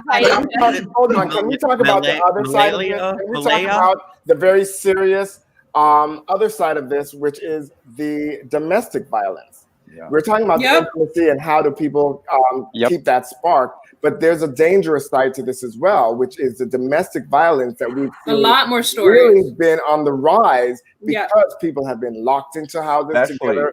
Relationships that were toxic before have now become super toxic. I mean, it really is a breeding ground for a lot of dangerous situations. Me and my current entanglement. Me and my current entanglement developed a big part because of COVID. That's a great word. It's really about because we're not boyfriends yet, but it's an entanglement. You know, to steal that word from Jada Pinkett Smith. I hope it turns into a boyfriend. You know, and we get along really, really well. And I actually met him because he gave me a COVID test, and he's a nurse. He's in healthcare, and we have many mutual. So hot. It's supposed to be in your nose. The COVID test. What do you do? I do COVID tests. I'm telling you, really. I love you. You know, we have a lot of mutual interests. He works in healthcare. He's an RN going to school, become a physician assistant, and like we both work a lot, and we've become our own intimate and personal connection to help us get through this. There's sex that happens, but I'm a top, he's a verse top, so it doesn't happen as often as you know. It's not just fucking, but you know, it's nice that we found each other and are able to provide each other the emotional support, which is so hard to find right now, especially with my past month. By the way, we have a situation. David just expressed extremely personally, very difficult for him. What he just told all of us and America is really deeply personal. It washes over me like a tidal wave of what he just said. And I thought when he was saying it, how many gay men, lesbians, whoever, trans, whatever, express exactly that. And they don't have this platform to be able to express that, but they feel the exact same way. You have to have empathy for that sentiment because we're all lonely in different kinds of ways in 2020. Well, I mean, and we are. End of October, my ex, who I was with for 15 years, passed away. We'd been broken up for 5 years, but if I didn't have somebody there, I probably would have survived the situation. Like, even though we didn't get along all the time, the depression was insane. And he was there every step of the way, helping me through it. It's amazing. Wait, I can't let that pass. I cannot let that pass. David, and to anyone else that just heard what David Hopkins said, if you're in that situation, please reach out to a friend, reach out to a professional. Or one of us. Or somebody on Gay Town Hall. Yeah, it's not worth it. Call me. It's not worth it. We're gonna get through this. We're gonna get through this. And for David to say that, I hear it loud and clear. Just like the beautiful trans Twitter post that we heard, I hear you. Yes, we've got to say. Yes, and David, for me, $25 an hour if you want to talk, $40 if you're going to start crying. I can't pay my bills right now. Just start crying. My God. For America, Power. What's that number that you reach? I'm done with you. You just watched Power, the Grinch Who Stole Christmas. His heart grew 3 sizes bigger. I didn't know he could get it. His price only went 2 sizes bigger. Oh, wait. We have a contestant, $22. Oh, right. Capitalism at work. If you want to see no considerable growth, call me. Right. And to wrap up with our final comment for Tyesha, our special guest, any thoughts on COVID intimacy, relationships, friendships, and sex? Wait, and you're involved with somebody intimately at Gay Town Hall, so now I'm tell your boyfriend he needs to get I do have the I feel like he's in the next room. I do have the power to mute Al, everyone. So, without trying to risk revealing private information about someone else here, me too. One, it was the greatest night of my life. I just wanted to know that. No, I really think that when it comes to intimacy, especially in times of COVID, it's really important to think about the role of intimacy and sex in our lives. Like, what do we use it for? Why do we have sex, or why are we intimate with someone? If we do it because, we want to establish connection and feel pleasure, great. But oftentimes we see in the gay community, and I'm speaking entirely from anecdotal experience, not empirical, that oftentimes people in the gay community will have sex for reasons that are not healthy, right? Similar to the reasons why you would use drugs or have alcohol in excess, right? And so, and so for reasons that lead to addiction, right? And so in a situation like this where maybe intimacy is not as safe as it used to be, or we're facing additional risks, I think that the self-care component, that ramping up our own self-care so that intimacy doesn't have such an important part of, say, our mental or emotional health, I think is really important, right? Commit to ramping up other areas of your self-care, your physical health, your hobbies, maybe that you've left behind. I think all these things, reconnecting with friends or family that you might maybe be a little distant from, all these things can really help, create a sense of fulfillment in your life that might tempt you to not be irresponsible when it comes to finding intimacy in times of COVID, if that makes sense. Honestly, I feel like I know a lot of people, and all of you are having sex. So stop lying. I know you guys. Okay, Amber, we both know you and I are trying to look for sex. There's Amber, more just people because on we the weren't app than invited. ever. First of all, I'm going to Sawmill You're next all weekend liars. with the boy, so there's going to be sex. And Tyesha, you got one final comment, Tyesha. One final comment. So I'm dating for the first time in 10 years. And it's intimate for me because You'll do again, anything I'm to become dating president of your union, won't you? Oh no. I don't have enough wigs or hair to be president of no union. How many more wigs will it take? So I've known this person for 2 years, and it just so happened that both of our lives aligned to where we followed through on a promise on a friend that passed away, and where we would go out on a date. So my first date happened to be via Zoom. I was eating chicken wings in my uniform in the crew lounge, and it was via Zoom. And then the subsequent next few dates happened to be social distancing dates, lunches where I would fly in early. I would take the red eye in early to have lunch with the person. And it that's where I'm at. And it's, for me, I think I'm like most people. The reason why I haven't dated until now is what I was looking for was peace and comfort when it comes to intimacy and relationships. And this is what this relationship is giving me, is peace and comfort. And it's especially nice during a pandemic, and during huge racial tensions with this presidency, that is something that's provided for me. So I'm not dating necessarily because I'm lonely. I am lonely. I also do suffer from depression. Those are things that I had before I started dating. What I did was I added to my life comfort and peace in ways that I know that will be self-sustaining even after this pandemic is over. So for me, I'm looking for long-term, not necessarily a temporary fix to a temporary situation. All right, and with that said, we wrapped up our LGBT topic number 3. We are at the finale. We switched up the reverse order of this a little bit. We're ending with Amber's favorite thing, the big D. Who likes the big D here? I always do. Amber, how much? That's my favorite thing. I'm like the lesbian on the panel. All right, so we're going to do the big D, everyone. It may be a discussion, it may be a debate. We're going to see how much they get along on the topic. So our big D tonight is going to be Tyesha Best versus Amber Taylor. And I wanted to do a big D topic about travel because we know that Tyesha works in the airline industry. So our topic is, if I could find it. Oh, yeah. To travel or not to travel, the airline business versus the cruise industry. Obviously, we know that the cruise industry is getting handled very differently than the airline industry. And there's been things on social media saying, well, if the government wants to keep people safe, shut down the airlines and no one travels home, which we know Tyesha would not like that. But it's a joke that people say. So we're going to clear everyone out of the room. It's going to be just Tyesha and just Amber. So you guys can sit backstage and watch. And then everybody's going to vote for who they think won the debate or the discussion and who proved their point.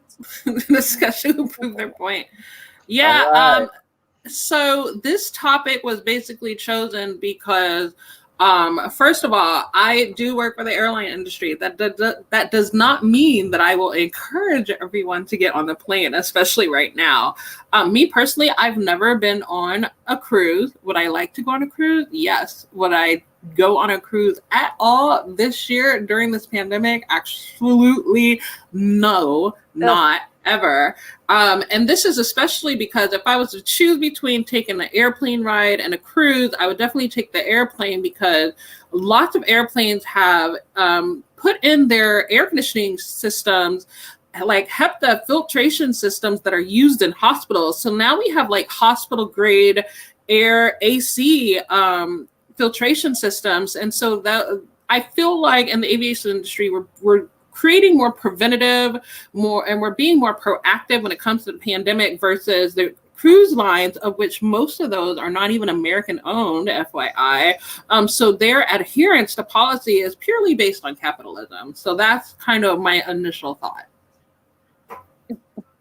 I feel like the cruise ships are total death ships. I would never step foot on one, never have been on one, but I was willing to go on a Melissa Etheridge cruise in October of this year, which obviously got canceled, but it was only because she was going to be there. And I was going to just like stalk her and stuff like that. But you totally would. Kidding, Melissa Etheridge. But no, I still fly, but I'm not going to be flying on peak days like Christmas Eve or around Christmas time. I'm taking a trip in mid-January, and I'm not going to judge anyone for traveling right now. Don't be an idiot. Wear a mask, sanitize your hands, wash your hands.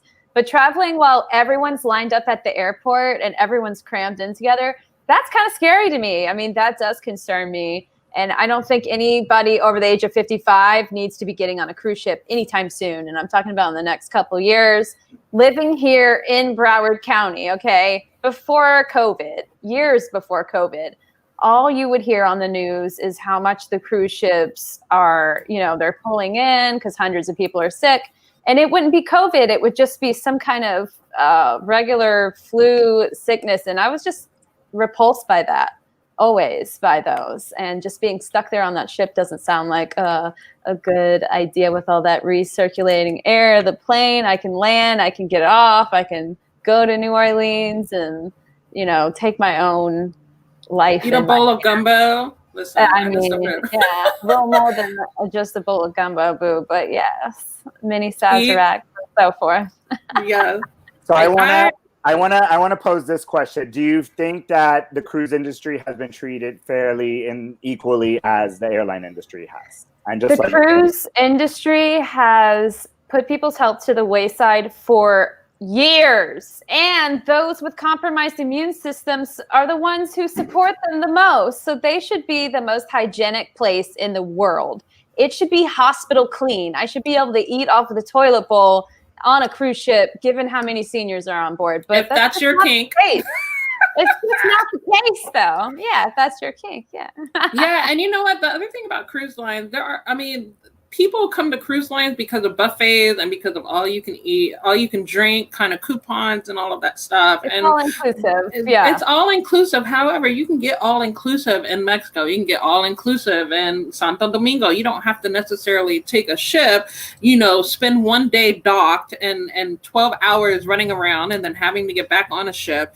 Also when it comes to cruise lines, any contagious disease or infection, you are way more susceptible of obtaining. I can't tell you how many news stories I've heard of, like, one person got this infection and it spread throughout the whole cruise line, and now the cruise line is sitting out at sea because no one wants to take them in. So to answer the question of the moderator, do I feel like cruise lines and airlines are being treated fairly and equally?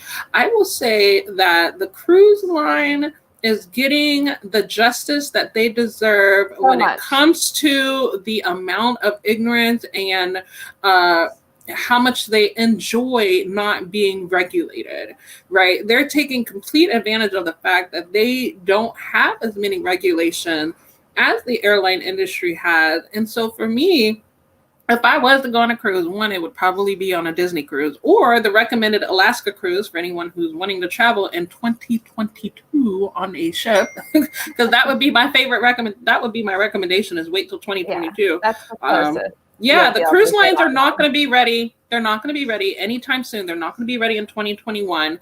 They're gonna try again in the next few months to do it, and they're going to get shut down again because they don't have the right regulations to keep everyone healthy and safe. I'm not willing to pay the CEO cruise ship lines salaries while they are not operational in the next couple of years. I'll tell you that. I'm not willing to pay the salaries for the people who neglected health on those ships for years and negated taxes for decades.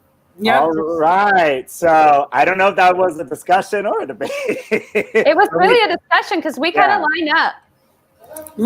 Someone said, Richard Sands said, on a gay cruise, they are not going for the food buffet. No, they're not going for the food buffet, but they are going for food. That is a buffet. It may not be comida, but it's for... they're going for something.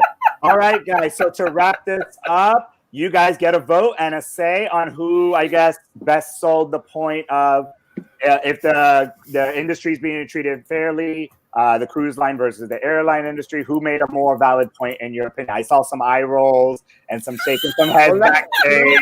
Start with me. I saw some finger pointing. Start with me. Let's start with Power. Yeah, start with me. Who won that discussion or proved their point? I will tell you who won that discussion, honey. Since they both agreed on everything and wasn't really no debate, the one who won was Tyesha and Amber. Tyesha. That's who won. They both Tyesha, okay. I'm going to vote for Aisha. For those who were not here last week, the third party, Green Party, won, which was John Holt, and he wasn't even in the debate. So, all right, we have Tyesha. All right. Gay Guru, who best proved their point, or are you voting for Tyesha? It's so ridiculous. So funny. Geriatric out. The geriatric. You're on mute. You're muted. You're muted, Al. Steve, unmute Al. Why did you guys tell me that? I'm sorry. That was me, not Steve. As the only person who has never ever been on a cruise before. Right. Yeah. Right. Yeah. Like, oh wait, we're trending. Right. #Tyesha. Right. I'm going to. Oh my gosh, this is the only time in the planet histories that I'm agreeing with Mr. Power Infinity. It is Tyesha, or Timber, or Tyesha. Yeah, it's already that's who won the debate. It's already a hashtag. All right, Ty. I vote with young Robert. You're muted. All right, so Robert, David, who do you think best proved the point? The airlines, obviously, because the cruise ships. This is going to be like the Snatch game. It's like all the answers around the board. Rassaroni, give us hope. Who won? Oh, third week in a row. John Holt, you did it. Hey, John hasn't even given his answer yet. But John's muted too. We're Okay, we're probably gonna focus a little more on the big D after tonight. A little. Okay. Yeah, well, stop. Is I- that I- anti-feminine? Disagree first, Big like, D. because, yeah. I would say that it was a false dichotomy because a cruise ship is a vacation and a plane is a way to get from point A to point B. So it wasn't fair to pit them against each other. However, I liked points from both of them. I think I learned something about airlines that I didn't know, which I was very happy to. And you made me feel really bad about cruising, which was kind of fun, even though it's a lot of germs. John, you I can do always wanna- cruise the trails. I do want to go on a cruise. I didn't say I didn't want to. I do, but it may be in 2022. I caught one of those flu-like illnesses on a cruise, so I'm totally, you're completely right. By the way, if anybody's interested, when cruising begins, you're going to be tested instantly in COVID. You won't be able to get on the ship if you are positive. And second, you're going to get the vaccine, and you're going to be in a situation where cruising is going to completely roar back, and prices are going to skyrocket because it's so popular. It's going to be the #1 most popular vacation in America in 2020. Wouldn't it be so nice when we only have to worry about Okay. outbreaks And the again? last one to give Supported his by all opinion, your Plex dollars. our special guest host, Juan. Are you voting for Tiber, Amber, Tyesha, Robert, the airline industry, or John Holt? Or David Come on, Juan. Quiñones? Come on, Juan. Vote for David Quiñones. John Holt. Vote for David So, Quiñones. I do think that John made the excellent point of saying that Oh, hell no! ships are not the same, but I have to say that the real winner in my eyes is from the comments Richard Sand pointing out the key fact Sand, that yes. cruise they are not going for the food buffet. That is They are not. Exactly. They are not. So it's a three-way tie. Congratulations, Tiber, Robert, and John. You're the winner. I love a three-way. A three. Yeah. Did we lose control here? I'm just Did you asking. ever have Ever control? We actually gained Ever control. Ever? We've Not actually once. gained control. Right. All right. So finally, we come to the end of our show. To wish them The good night. poll. Before we do the poll. Who do you guys think won? Yes, I won. Mark the poll. Who Obviously, won? Fort Lauderdale. Yeah. Obviously, Florida. No, Puerto Florida. Vallarta. All right. Let's Florida. find out. Let's see what America has spoken. And I said P-Town. New Orleans. I said New Orleans. Puerto Vallarta. Puerto Vallarta. I still don't know how to say it. Gay Temple won. Puerto Yeah. Puerto Vallarta. Yay! Oh, so Las Vegas, New Orleans, Wow, and by a P-Town lot, came in tied for second place. I don't Yes. know why you want Puerto to go to Vallarta. any of those three How- places. How did Las P-Town is Vegas awesome, become a gay right? destination? Vegas has We no didn't know what? community That's where- whatsoever. That's Hardly why at I'm all. spending New Year's in New Orleans in the French Quarter. Really? Yep. But what about I'm Las Vegas? so How does that a jealous. gay destination? It's not at all. So I my, know, it's like- P-Town definitely is. so my And question people just like is, Puerto Vallarta because everything's in pesos, so it looks expensive, but it's so cheap. according to the poll, which this was I done like by cheap. Mr. B&B, who do you think America actually voted for as the #1 destination? Oh, that's Las a good Vegas. question. Like all No, of it's America. probably Florida. It's not Puerto Okay, Fort Vallarta. Lauderdale. Florida. Fort Lauderdale. It is It's not. Mexico. What is it? It's All Mexico. right. So For LGBTQ sure. friendly travel and social networking site Mr. B&B recently surveyed members, finding that 2/3 plan to travel again soon, with roughly 4 out of 10 still had plans to take a summer vacation before the end of August 2020. The study also uncovered the top destinations on gay and lesbian travelers' radar in 2020. Here are the 10 most popular places. And Move David those broke fingers Is faster. it my house? Yes, we're all Wah, wah. Waiting in suspense. all right, here are our top spots. Number 10 was Las Vegas. Vegas. Yeah, that should be last. Number It's 9, Mexico. Mexico. Too general. That's fine. Number 8, New Orleans. New Orleans. Yes. Nolens. It's a 7, good spot. San Francisco. The Castro. Problem with Castro is it's Puerto dying. Vallarta was number 6, according to America. Florida's going to be there. Puerto Vallarta. Provincetown, Massachusetts. Viagra? Friends. Gonna be Florida. Provincetown. Fort Lauderdale is 4. Oh. Yes. People don't have faith. New York is 3. But you live It's here. delightfully tacky. 2 is Florida. Yeah. So number 1, Los Palm Angeles. Springs, California. California.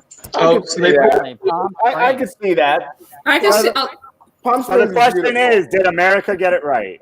No. No. America never gets it right. Desert. Of course they want to go. They don't know. They live in Ohio or Idaho. Everybody in America wants to go to Florida. I demand a recount, and my attorneys are moving to state houses all over America. Right Somebody now, call the Four Seasons Total Landscaping. No, don't come. Don't come Hold to on, Florida. hold on, Don't hold come to Florida. can do that. We have I a can do hated that. governor, and before you know it, it's going to be a no man's land here. Don't come here, honey. Social media is not happy. Mexico, my house. Wait, you don't want a new shipment of Brazil. How do you pronounce that? How do you pronounce Now that I'm that? coming from the Four Mela? Pinto? Is that pronounced Mela? Mila. Mila, let me tell you, can I just say on behalf of one of the voices at Gay Town Hall, you've been a really great star tonight. Yes. We loved watching you. Thank We you love very our much. audience tonight. Robert. Yes, young Yeah, you're Robert. hot, Mila. Go, young Robert. Go. Mila also said Palm Springs are 70 and up. I can say that is half correct because I do know a lot of people who are in the LGBT community retiring and moving to Palm Springs, like one a month practically. So Well, and then the they're answer to that is to go during White Party Palm Springs, honey, because then it's definitely Circuit Boys, Hot Bodies, and Wait.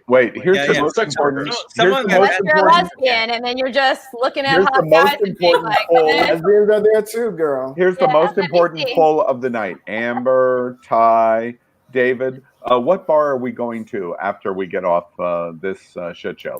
Where are we going? I have family in town. I literally walk out the door and go down. My house. Bedroom. We got I'm going to the cigar bar. Another edition of Gay Town Hall. Even though David is the moderator, let me just take over and say thank you very much for joining us here. Yeah. We have been on for almost 2 hours, and it's time from this day have lost to go to control. bed. Yeah. Good night, everybody. Be sure to come see us again next week. Good night. Wait. With that said, Power, give us a good night to America, please. Yes, make sure to come see us again next week. Not just every single week. Like I said, we have an idiot for a governor, so we might not be here for long. Oh, Ron just sucked this. What would I do without you, Power? You're the best. Thank you, Power. David Hopkins. Good night, everybody. Do what you can for each other. Enjoy yourself. Love life. It's all we can do. All right, Dr. Ty Hauser. Tune out after an hour and 15. You've got better shit to do. All right, and Al. America, welcome to hour 23 of the Jerry Lewis Telethon. We've had a great we've raised a lot of money. Thank you. It's almost like Al Mubbery. Gone home. Good night, America. I'm heading 50 feet from my house to go to the cigar bar. Call me, Al. He's going to the trails. I will. I'll call you. Massaroni, where'd you go? always the best.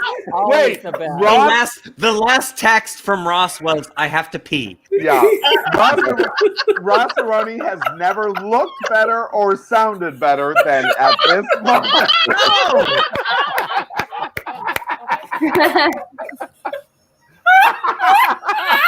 I don't even think we need words. I said it all. No, we're done. All right. We're done. The lovely This is Amber. running. Good night, everybody. You're all getting on my nerves. Good night. And to our special guest host. Oh, so cute. Everyone, this was a fantastic time. Round of applause for Juan, everybody. Hey. And last but not least, a round of applause for our lead host, Tyesha. The original Ty. Yeah, and I hope you enjoyed the flight. I hope you thank you. Welcome aboard, and I hope you come again. And I'll see you next month.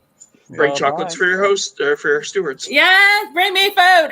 And honestly, I love Cruella DeVille. I do. She's a role model. Yeah, I mean, it looks good on me. I think it would look terrible on you. So I will continue. All right. I will continue looking great on me. Much that looks good on Al's face. And with that said, America, thank you so much for joining. I know we're going to get it right at some point in terms of the time. But with that said, thank you so much for joining all of us. And everybody, have a good night. Bye. Good night. Bye. Okay, I'm out. Bye, guys. Love you.